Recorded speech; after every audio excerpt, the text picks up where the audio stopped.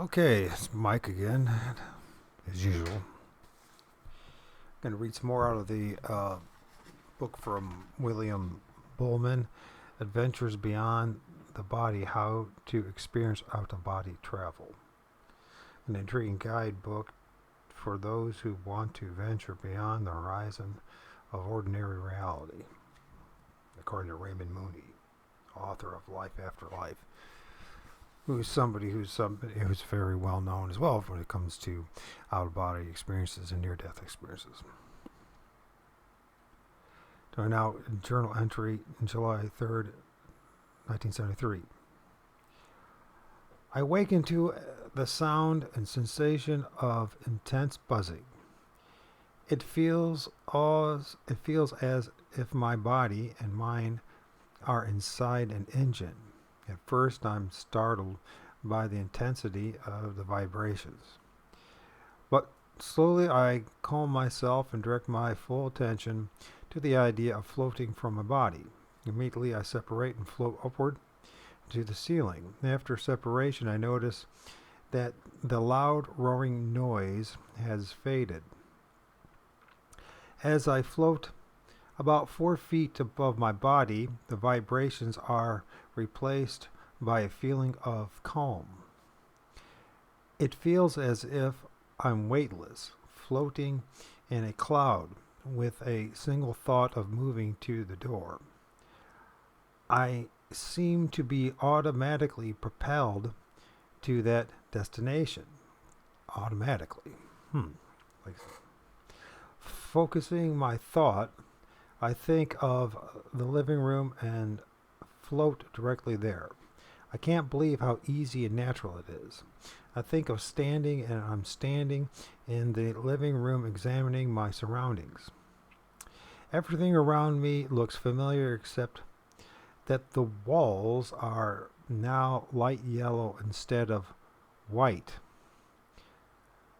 And some of the furniture is slightly different from its physical counterpart. For example, an antique lion head rocking chair looks the same, but the coffee table looks different. The physical table is a modern style, while the non-physical counterpart looks like an 18th century antique. That's bizarre. As I stare at my surroundings, I realize that I see through the hazy outline of the physical walls. When I focus on the living room wall, it appears to be increasingly vaporous in its form and substance and slowly disappears. In front of me is an entirely new environment, a sprawling meadow extending as far as I can see. I step forward several steps and enter the new terrain. As I look out into the meadow, I notice a figure of a man standing about 20 yards away. He's watching me intently, but does not approach. For several moments, I stare into his direction. He has dark hair and a close-cropped beard, and wears a purple robe that extends to his knees. Of course, there once again is this purple robe. He acknowledges my stare, but nodding his head, flashing a small smile. The entire situation is overwhelming. I feel uneasy and unsure of what to do next. Should I walk over and communicate with this stranger or avoid him? My dilemma is quickly resolved when I snap back into my physical body. As I lie in bed, it hits me that this man might be the same person I saw during my first out-of-body experience. The more I review his appearance, the more convinced I am this man is not just a non-physical resident passing by. He seems to be watching my every move. It is Also apparent that he had no intention of approaching or communicating with me. I suspect that he knew that any movement on his part toward me would have scared me. Just the sight of someone standing there was unsettling enough. For several days, curiosity concerning this man fills my mind. What are his intentions and purpose? I wonder if he is some sort of guide observing my progress. Some kind of guide. In addition, I wonder if everyone having out-of-body experiences has someone observing their progress. He obviously did not wish to interfere. In fact, he seemed almost surprised when I finally did see him. I can only speculate that he probably was observing my out-of-body experiences from a slightly different vibrational level in order to remain unobserved. When I focus my attention, When I focus my attention, I must have raised my vibrational rate and was then able to see beyond my normal physical-like surroundings. Comparing this to my first experience, I realized that they were similar in many respects. The main difference was that my control and vision were better this time. The more I thought about my experiences, the more I realized that everything I believed to be fact or truth had to be reappraised. For example, the long-standing fact that our consciousness is the result of electrochemical activity within the brain was now a laughable conclusion resulting from obviously incomplete information. Now I know that the brain had to serve some other function, possibly as a biological transfer device between the non-physical mind and the physical body. It became clear that the physical brain is similar to a computer's hard drive, storing information and memories needed to support and operate our temporary biological vehicle. As my out-of-body experiences continued, this observation was confirmed time and again. One thing was certain: I could think without my physical brain. I could create, analyze, and recall thoughts. I also recognized that there were definite differences. For example, when out of body, I was more spontaneous and single-minded than in my physical body. I felt somehow motivated to do things I wouldn't ever consider while in my body. For example, I would often think about flying and then instantly fly out of the room and glide around my neighborhood, or find myself flying over strange landscapes I couldn't begin to identify. I sometimes suspect that I was being directed by a more expansive, unknown part of myself. Often my spontaneous thoughts would lead me to situations and experiences that provided insight into areas or events that were related to my past or present. On numerous occasions, I didn't understand the reason for these experiences until weeks or even years later. The next experience had a profound effect on me. For the first time, I truly realized the ultimate potential of non-physical explorations.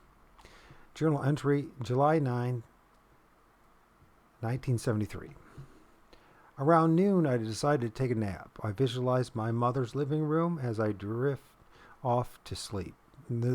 A sensation of numbness and tingling energy spreads throughout my body. I enjoy the sensation and easily lift out of my body. A feeling of excitement flows through me as I move to the floor of the bed. As I look around, I have a sudden urge to see the young woman in the apartment above me. Instantly, I float upward and feel my head and shoulders enter the ceiling. For some unknown reason, I encountered an intense resistance and can't pass through the ceiling. For a moment, I'm stuck in the ceiling and I begin to panic. I say aloud, down, and instantly move down to the floor. With a feeling of relief, I calm down and center myself. I walk to my bedroom door and step into it. As I move through the door, I feel a slight tingling sensation, but encounter no problems. Up close to the door has a misty, hazy appearance. Walking normally, I enter the living room and am heading toward the front door when suddenly, to my right, I clearly hear a man's voice calling my name. Willie! Startled, I look around and stare at the man sitting on the sofa. He appears to be in his late 20s, somehow seems familiar. Willie, it's good to see you. I recognize his voice and immediately know that it's my Uncle Hilton in front of me. Shocked by his presence, I just stare at him as he speaks. I bet you're surprised to see me, he chuckles as he continues. Had a little trouble with the ceiling? I step closer and ask, Uncle Hilton, is that you? He smiles again. Yes, it's me. I look at him closely. He appears 20 years younger and much thinner than when he died. He seems amused by my stare and says, Hey, I'm just as surprised to see you as you are to see me. His tone becomes more serious. Willie, how did you learn to do this? I'm surprised by his question and respond, I just tried it and it worked. There aren't many who can do what you do. All of us are quite surprised. He gazed at me, waiting for my reply. As I look at him, the reality of the situation is overwhelming. For some reason, I feel a sudden inner need to fly. Uncle Hilton, I have to go. He smiles and nods as I move to the door. I easily step through the front door and see a broad green field before me. My physical surroundings are an apartment complex. I step outside and extend my arms above me. My impulse to fly seems to propel me into the air like a rocket. I spread my arms, level off, and experiment with controlling my flight. As I look around, I can clearly see Route 40 below me. I decide to follow the road and fly west several hundred feet above the ground. Intense exhilaration and freedom radiate from every part of my body. Looking down, I can clearly see the road, homes, and even entire subdivisions. As I pass over Ellicott, I guess it's Ellicott or Ellicott City, I feel a tugging sensation at the center of my back and think of my body. In a flash, I snap back in my physical body and can feel a slight tingling and numbness that quickly dissipates. As soon as my physical senses return, I find my mother's old photo albums and search for a picture of my dead uncle. Turning the pages wildly, I finally locate a photograph of him as a young man in his 20s. Without a doubt, the 30-year-old photo before me is the exact image of the man I just met. As I review the experience, a couple of things become clear. First, we obviously continue after death, even though I have known this since my first out-of-body experience. It becomes even more apparent when you actually see and speak with a deceased person you have known. There is simply no way I could be mistaken. The man with whom I just had a conversation was definitely my uncle, excuse me. Anyways, first there's a couple things I can think of right now. One is he tried to go to astral project or to have an out-of-body experience and go through the ceiling to his neighbor upstairs apartment. What was the motive there? Also, what stopped him from going into somebody else's sacred space? Another question is, how does he know definitively that he spoke to his uncle? How does he not know that this was a familiar spirit or some other entity that's been paying attention to him that projected an image for him? It doesn't sound like that much of a conversation in which there was no way of really defining clearly that was his uncle. Was there any questions like, if you're, serious questions of this entity, for the entity to prove that it was actually his uncle? I'm not reading that. Second, it strikes me that my uncle appeared to be in the prime of life.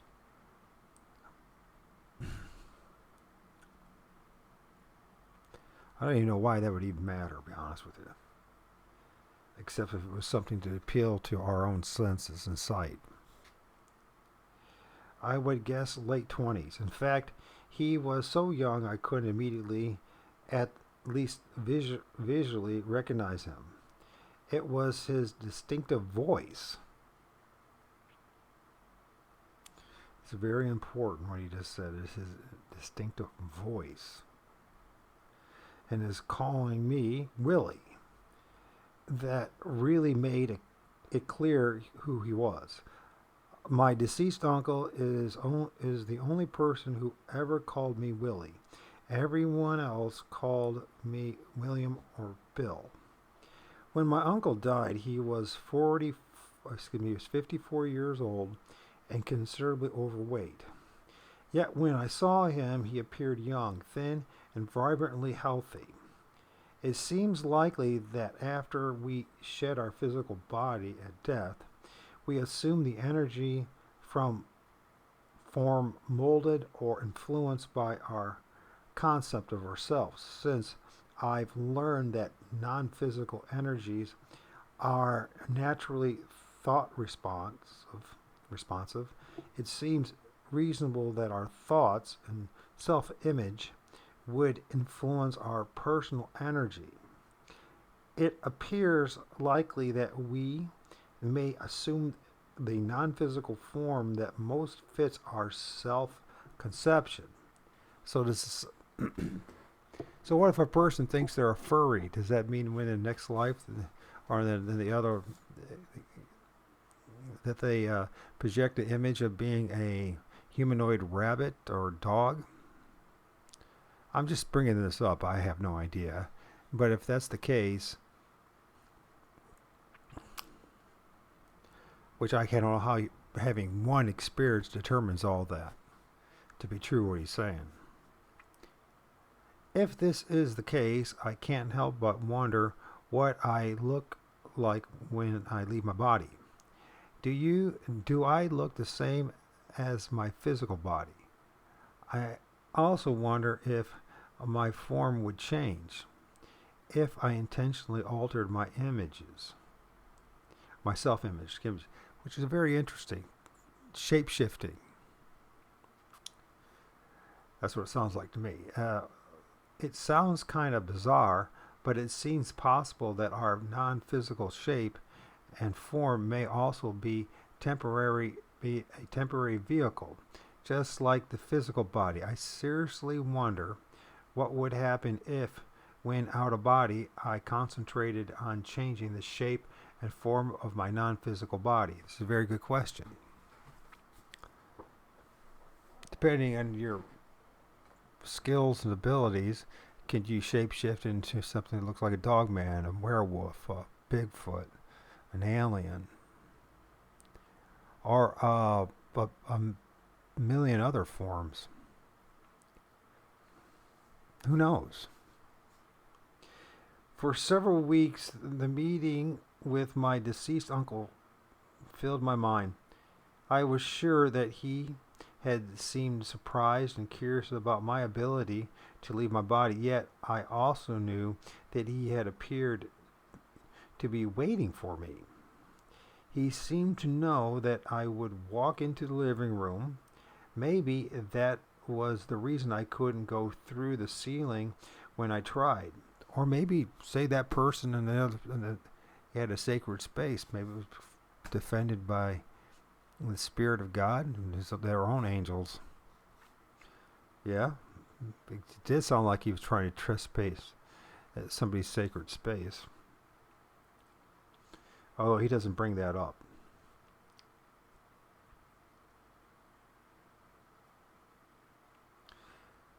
So it says, baby, that was the reason why I couldn't go through the ceiling when I tried.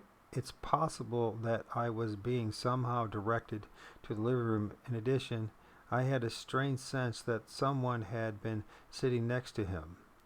It's hard to explain, but I had felt someone else there. I was sure that for a brief moment I had seen the subtle outline of a woman. I continued to follow the pattern that would work for me in the past.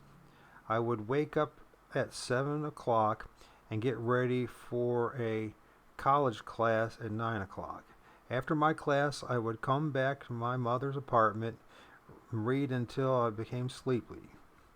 Generally about noon, I would begin to do my out-of-body technique. I continued to experiment with different methods, but found that the simplest one worked best. I would go to my room, I would lie in bed, I'd visualize myself walking around the living room, examining all the small details associated with the room. Often I would pick out 3 or 4 objects in the room and do my best to picture them clearly in my mind. I didn't understand or even think about the mechanics of what I was doing. I only knew that it worked. An estimated 30% of the time after dozing off, I would find myself sitting up, floating, and rolling sideways out of my body. The sensation during separation were normally similar, a buzzing sound accompanied by an intentional high energy or vibrational feeling spreading through my body. At the peak of vibration, I would mentally direct myself away from my body by sitting up and rolling out of my body. I prefer sitting up because rolling out of would often cause a disjointed or disoriented feeling. I discovered that the easiest way was simply to sit up, step away from my body. It seemed to maintain more conscious control. I seemed to maintain more conscious control over my non-physical energy body this way. It's possible that the physical-like movements associated with walking had a grounding effect. The journal entry, September 14th, 1973. As I become sleepy, I mentally repeat my regular affirmation, now I am out of body. At the same time, I visualize objects in my mother's living room. After about 15 minutes, I drift off. Suddenly, I'm startled awake by the sound of a gunshot near my head. My body is completely numb, and an overwhelming flood of energy is flowing through me. I'm scared and instinctively think of my physical body. With a jolt, I'm back in my body, looking around the room for the source of the sound. After my physical sensation return, I realize that I've handled this experience poorly.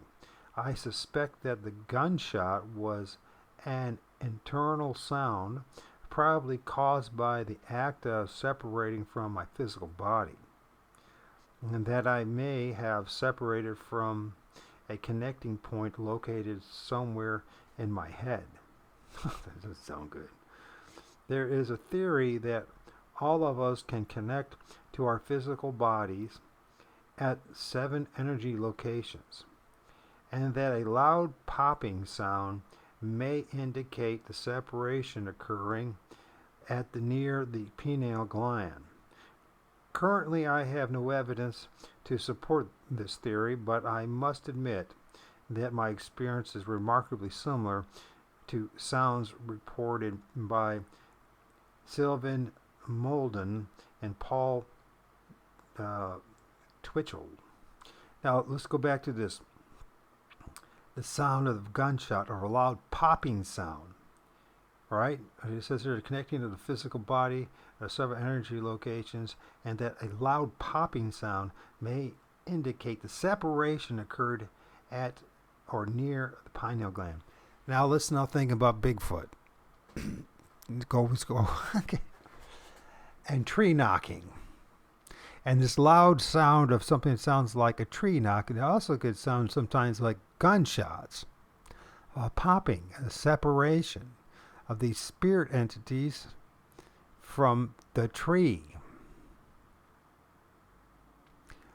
Loud popping sound.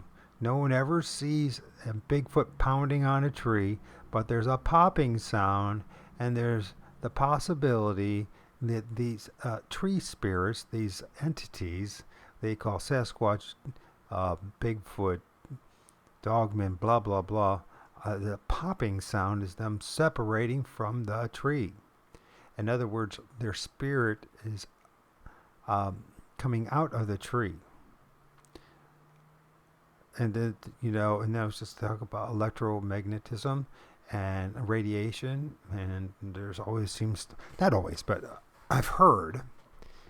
And so I'm assuming that there's a connection with it. Think about what I'm saying. Read between the lines, the tea leaves, right? A lot of research exists on the situations and sounds associated with out-of-body experience or out-of-tree experience. Remember, trees are sentient beings. Made mostly of water and have when I consider the vast potential for knowledge available, it's only reasonable that more research should be conducted. I firmly believe that the additional research would uncover new insights into the unseen nature and sources of consciousness. That might be a good place to stop, because that would give people some time to think when they're hearing tree knocks. That aren't really tree knocks, but tree pops. And what possibly could that be causing it?